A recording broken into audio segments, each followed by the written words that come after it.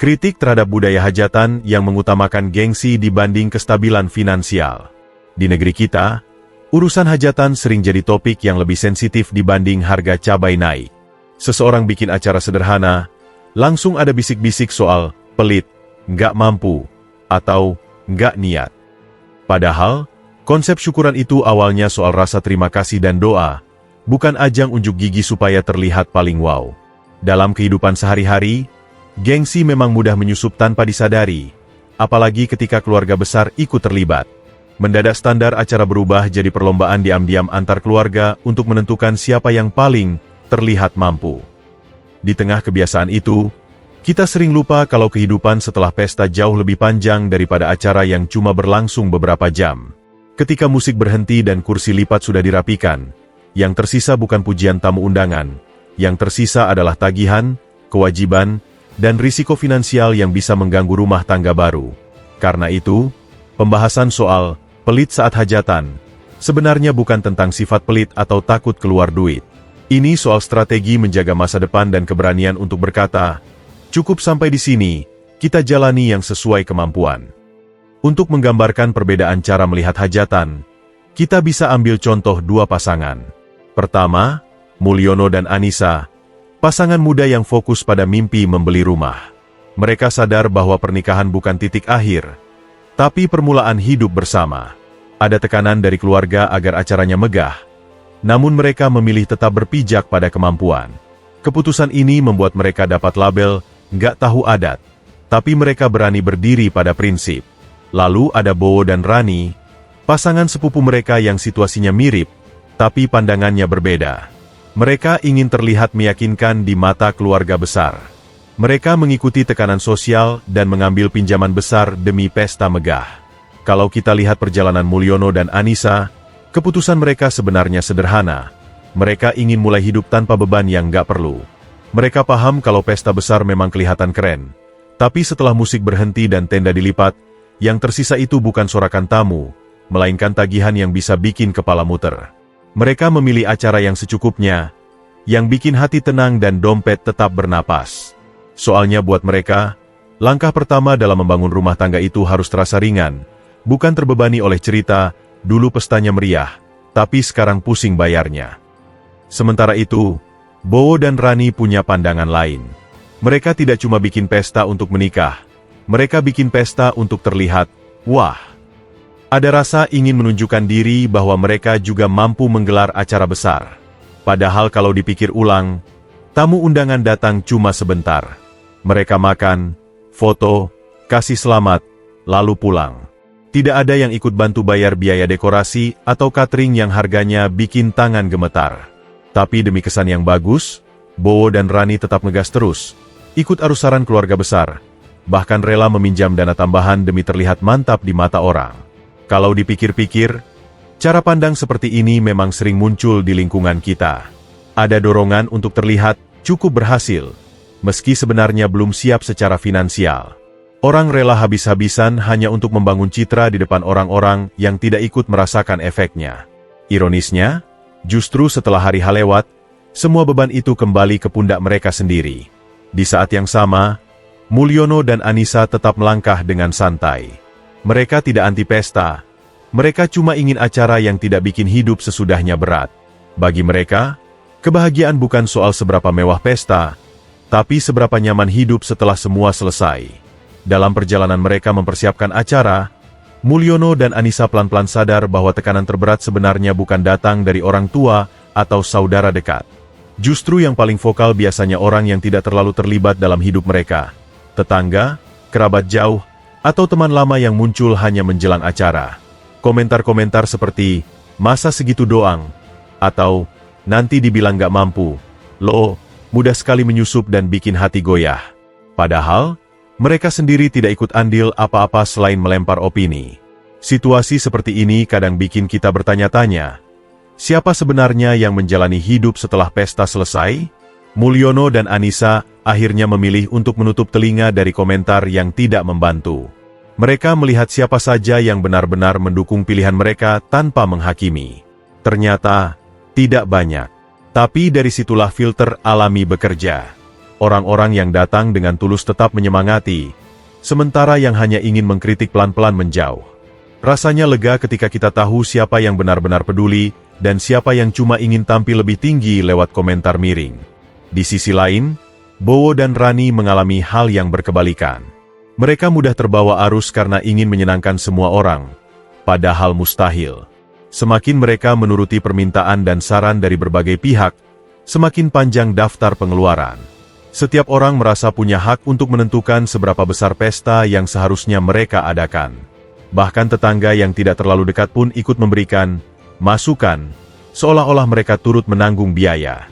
Akhirnya, Bowo dan Rani merasa semakin tenggelam dalam ekspektasi.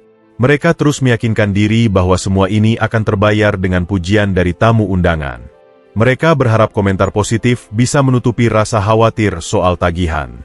Padahal, kalau dilihat dari sisi kehidupan sehari-hari, yang mereka lakukan hanyalah menyakiti diri sendiri secara perlahan. Beberapa bulan setelah pesta usai, perbedaan pilihan kedua pasangan ini mulai benar-benar kelihatan. Mulyono dan Anissa, yang dulu sempat dianggap ngirit banget, kini jalan hidupnya terasa lebih ringan.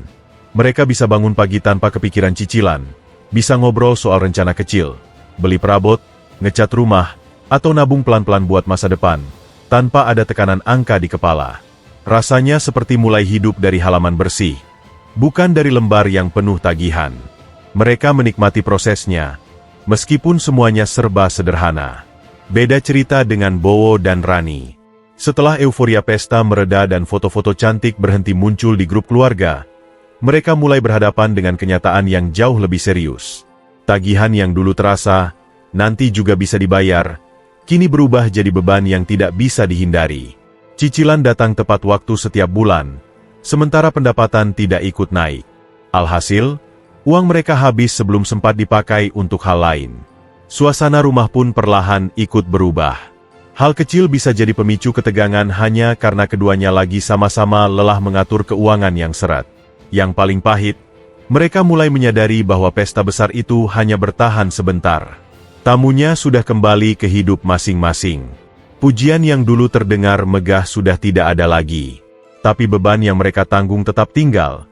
Seakan acara itu masih berlangsung di belakang layar.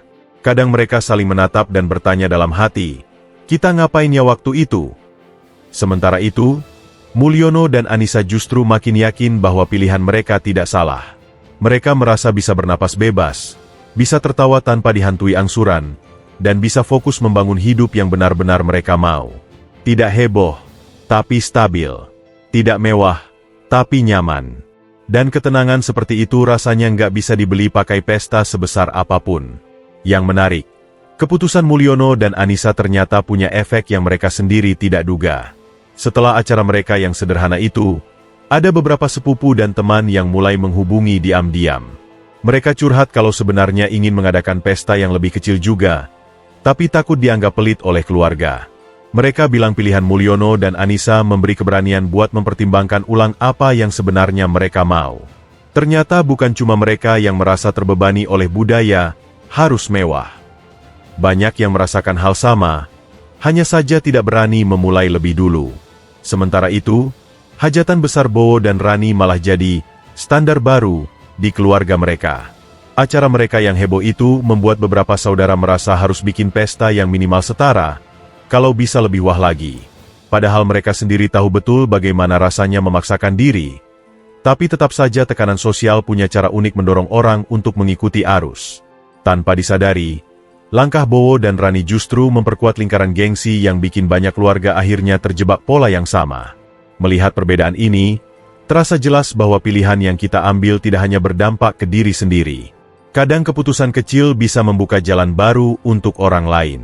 Mulyono dan Anissa memilih jalur yang tenang, dan dari situ, banyak yang mulai sadar bahwa nggak ikut gengsi itu bukan aib.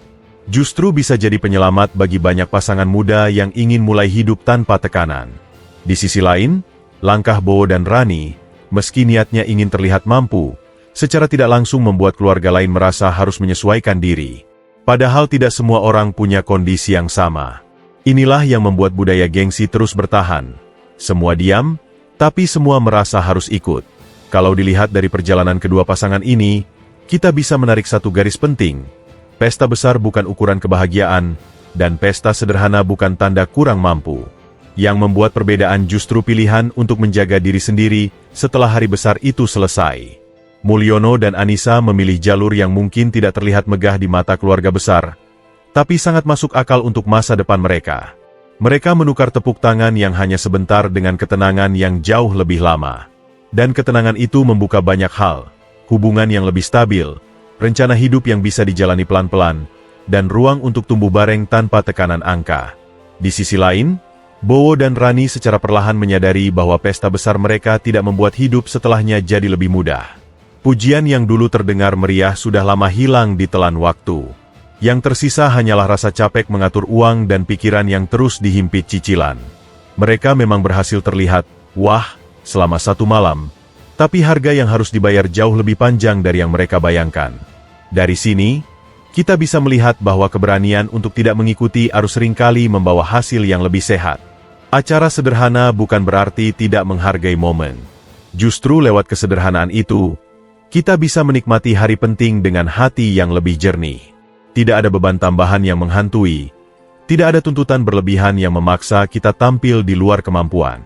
Pada akhirnya, pertanyaan pentingnya adalah, apakah kita ingin meninggalkan warisan berupa tekanan yang akan diikuti generasi berikutnya, atau memberi contoh bahwa momen bahagia tidak harus diukur dari jumlah undangan dan kemewahan dekor?